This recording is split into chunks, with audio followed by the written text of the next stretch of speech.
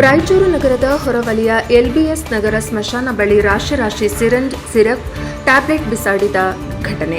ರಾಯಚೂರು ನಗರದ ಎಲ್ಬಿಎಸ್ ನಗರ ಬಡಾವಣೆಯ ಜಲಾಲ್ ನಗರಕ್ಕೆ ಹೋಗುವ ರಸ್ತೆಯ ಸ್ಮಶಾನದ ಬಳಿಯಲ್ಲಿ ಅವಧಿ ಮುಗಿದ ಕಾಫ್ ಸಿರಪ್, ಸಿರಿಂಜ್, ಚರ್ಮದ ಮುಲಾಂ ಸೇರಿ ಅನೇಕ ವೈದ್ಯಕೀಯ ವಸ್ತುಗಳು ತಿಪ್ಪೆಯಲ್ಲಿ ಬಿಸಾಡಿದ ಘಟನೆ ನಡೆದಿದ್ದು, ಅವುಗಳನ್ನು ಪರಿಶೀಲಿಸಿದ ಸಮಾಜ ಸೇವಕರಾದ ವೀರೇಶ್ ಅವರು ರಾಶಿ ಸಿರಿಂಜ್, ಚಿಕ್ಕ ಮಕ್ಕಳ ಕೆಮ್ಮಿನ ಸಿರಪ್ ಹಾಗೂ ಸ್ಥಳೀಯ ಯುವಕರು ಆರೋಗ್ಯ ಇಲಾಖೆಯ ಗಮನಕ್ಕೆ ತಂದಿದ್ದಾರೆ. ಇಲ್ಲಿನ ರಿಮ್ಸ್ ಆಸ್ಪತ್ರೆ, ನಮ್ಮ ಕ್ಲಿನಿಕ್ ಸೇರಿ ಸರ್ಕಾರಿ ಆಸ್ಪತ್ರೆಗಳಲ್ಲಿ ಹೊರರೋಗಿಗಳಿಗೆ ಔಷಧಿ ಒಂದು ಕೊಟ್ಟರೆ ಮತ್ತೊಂದು ಹೊರಗೆ ತೆಗೆದುಕೊಳ್ಳಲು ಆಸ್ಪತ್ರೆಯ ವೈದ್ಯರು ಚೀಟಿ ಬರೆದು ಕೊಡುತ್ತಾರೆ.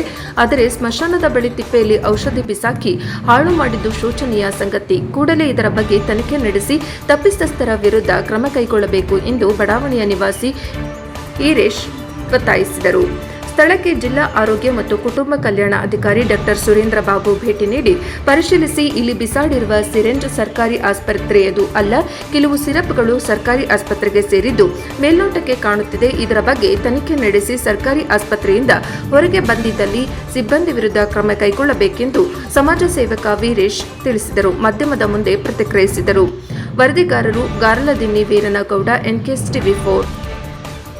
ರಾಯಚೂರು ನಗರದ ಜಲಾನಗರ ಏರಿಯಾದಲ್ಲಿ ಒಂದು ತಿಪ್ಪೆಗುಂಡಿಯಲ್ಲಿ ಔಷಧಿಗಳು ಬಿಸಾಕಿದ್ದು ಒಂದು ಮಾಹಿತಿ ಪ್ರಕಾರ ನಾನು ಇಲ್ಲಿ ಸ್ಥಳಕ್ಕೆ ಬಂದಿದ್ದೀನಿ.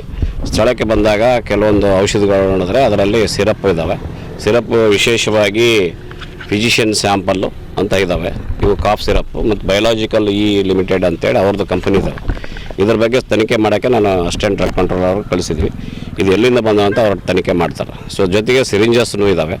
ಸಿರಿಂಜಸ್ಸಲ್ಲಿ ಕೂಡ ಅದೇನು ಗೌರ್ಮೆಂಟ್ ಸಪ್ಲೈ ಅಂತಿದೆ, ಅದು ಎಲ್ಲಿಂದ ಬಂದಿದ್ದಾವೆ, ಯಾರು ಬಂದು ಬಿಸಾಕಿದ್ದಾರೆ ಅನ್ನೋದ್ರ ಬಗ್ಗೆ ನಾನು ಖಂಡಿತವಾಗಿ ತನಿಖೆ ಮಾಡಿ ತಪ್ಪಿಸ್ತಿರೋ ವಿರುದ್ಧ ನಾನು ಸೂಕ್ತ ಕ್ರಮ ತಗೊಳ್ತೀನಿ. ಸಂಪೂರ್ಣವಾದ ಗೌರ್ಮೆಂಟ್ ಇಲ್ಲ ಇದರಲ್ಲಿ ಪ್ರೈವೇಟು ಮತ್ತು ಗೌರ್ಮೆಂಟ್ ಎರಡು ಮಿಕ್ಸ್ ಆಗಿವೆ ಅಂತ ಹೇಳ್ತಾರೆ. ಅದು ಗೌರ್ಮೆಂಟ್ದ ನಮ್ಮದೇ ಅನ್ನೋದು ನಾವು ತನಿಖೆ ಮಾಡ್ತೀವಿ. ನಮಗೆ ಬಂದಿದೆ ಅಥವಾ ಇವ್ರು ಕೊಟ್ಟಿದ್ದಾರೆ, ಪ್ರೈವೇಟ್ನವ್ರು ನಮಗೆ ಸಪ್ಲೈ ಮಾಡಿದ್ದಾರೆ, ಅಥವಾ ಗೌರ್ಮೆಂಟ್ ಅವ್ರು ಕೊಟ್ಟಿದ್ದಾರೆ, ಎಲ್ಲಿಂದ ಇದೆ ಅನ್ನೋದು ತನಿಖೆ ಆದಮೇಲೆ ಗೊತ್ತಾಗೋದು. ಸೊ ಕ್ರಾಸ್ ವೆರಿಫೈ ಮಾಡ್ತೀವಿ ನಾವು. ಸೊ ಅದಕ್ಕೆ ಅಸಿಸ್ಟೆಂಟ್ ಡ್ರಗ್ ಕಂಟ್ರೋಲ್ ಇಬ್ಬರು ಬಂದಾರ. ಅವರಿಬ್ಬರು ಅದನ್ನು ತನಿಖೆ ಮಾಡಿ ಇವತ್ತು ನಾಳೆಗೆ ರಿಪೋರ್ಟ್ ಕೊಟ್ಟ ಮೇಲೆ ಖಂಡಿತವಾಗಿ ಅವ್ರ ಮೇಲೆ ಆ್ಯಕ್ಷನ್ ತಗೊಂಡು